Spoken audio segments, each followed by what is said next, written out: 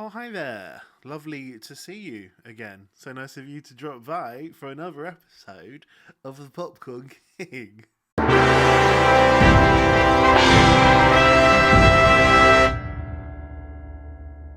Hello, so welcome to the show. Here we are again, today doing another movie review of a little movie that can only really be called The Colour Purple. It's the musical adaptation of the stage musical adaptation of the film or book. I think it was a film. Steven Spielberg originally. But yeah, we're doing the musical version, which is directed by Blitz Bazawole. I probably said that name wrong. I'm really sorry if I did. So, this film is really chronicling the life of Celie. And the very beginning, she's a child. Uh, she's giving birth. Children gets taken away. Sister gets taken away. She gets shipped off to be a wife to a very, very horrible man. And it's not a lovely story. It's a very tough story to watch. It's a very like, oh shit, this lady's life is bad. Oh shit, like there's not many redeeming features about this lady's life, but she keeps powering through, and it really chronicles like a huge chunk of her life. She starts off as a kid and ends up as like an old lady, and it's a really great story chronicling her life, and I really enjoyed it. I think the performances were outstanding. These are things I like about the film. So the performances, we've got Fantasia Barrino as Celie, the lead character. Um, she's great. Yeah, she's so good. I mean, I always think like it must be weird for an actress to go up for a role where one of the qualities of this character is that she's ugly. Obviously, it's subjective, but she's called ugly a lot throughout the film. So I don't know. I always feel weird. Like if my agent puts me up for that, I'm like, what are you trying to say about me? But she does it amazingly, and she's beautiful as well. But she plays ugly really well, and she's not even ugly. What am I even saying? She's not even ugly. She's beautiful. Um, but she does the role such justice. She sings beautifully, and there's a difference between like Broadway singing on stage and movie musical singing.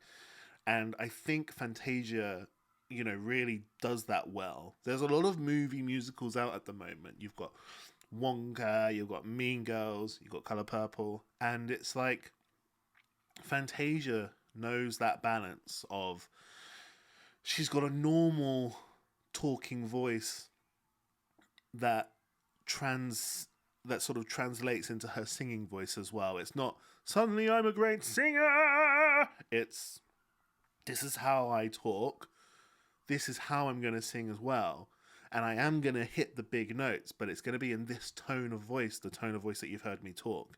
It's not that she suddenly becomes a trained singer. She just sings fucking emotionally and really well.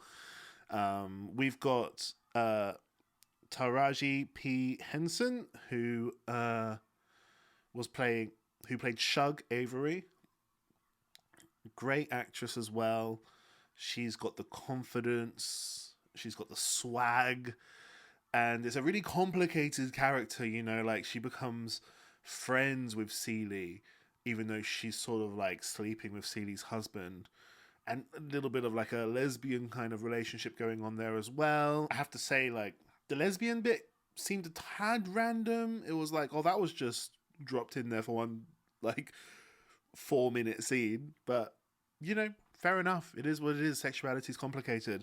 We've got Danielle Brooks potentially stealing the show. She's so good. I think she's been nominated for an Oscar. She's incredible. Her song. Also, she's playing a character called Sophia. Her song, the Hell No. Hey now, man, got it like that. That's so good. Her voice, the way her voice sort of powerhouses through those songs, and her body, her physicality, the sort of like stockiness of her is so perfectly matched for this character. It's such a delight to watch her. It's such a joy to watch this character. It's really like you see her character and you're gonna like fist pump the air at one point because it's great. And then, of course, you've got Coleman Domingo, and he just plays a very despicable human being, and he does it really, really well. Coleman Domingo is like outstanding in this film. He's so utterly dislikable, and he's just almost unforgivable.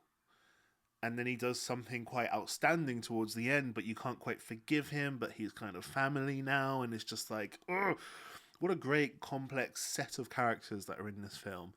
I think the storyline's really good. I think the acting's really amazing.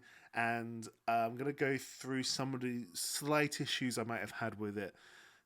First and foremost, it is a musical, and so it's bombastic and it's big, and there's some great musical numbers in there.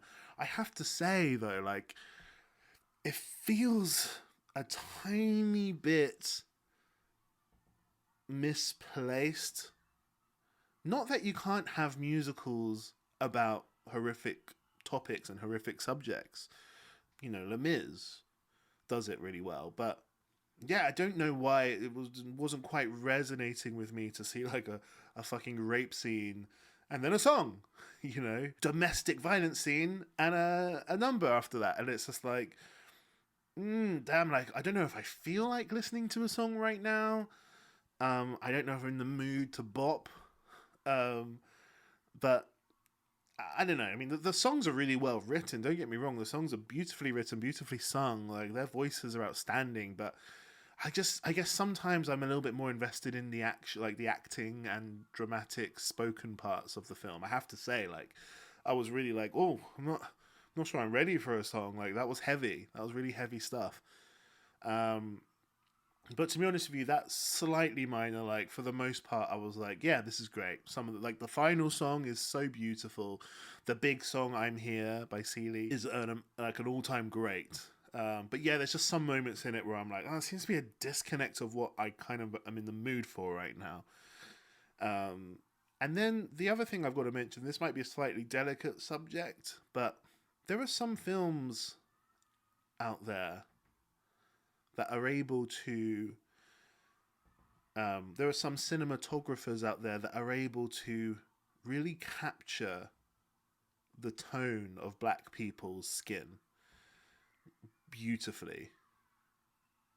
Okay.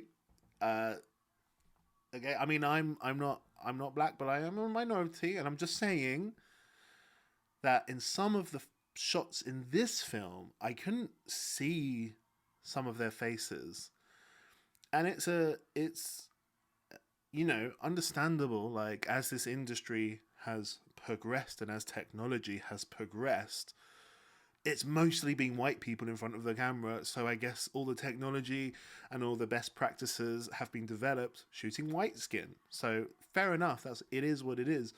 But it's not the same for black people. You have to come up with other methods, because there are some films just like Get Out, for example, by Jordan Peele. Whatever cinematographer he used in that film, he's able to capture the black skin tone, even in dark, like nighttime shots and shit. Like, he's able to capture it and capture the beauty of it. And I think the cinematographer in this maybe let it down a bit, because there are just moments where I'm like, I can't really see their mouths moving much. I can't see much. Like, it's not lit in the right way. I'm not saying everything needs to be brighter. It's not about that. It's about being able to light it in such a way that accentuates the features of dark skin color. And yeah, I just feel like this film didn't really do that, and I would really love to see that. Like the film Moonlight, for example, by Barry Jenkins. It's gorgeous. You can have people sitting in the dark on the beach at nighttime, and the way that it's capturing whatever light there is in those scenes on their faces is beautifully done. And I'm just like, oh man, I really could have done with a better cinematographer in this film. I'm sorry, cinematographer. It's not your fault. It's society's fault. I get it. You live in a world where best practices have been developed on white skin, and that's fine. That's fine. And I'm just saying that it would be really great if we could really highlight the beautiful features of black skin.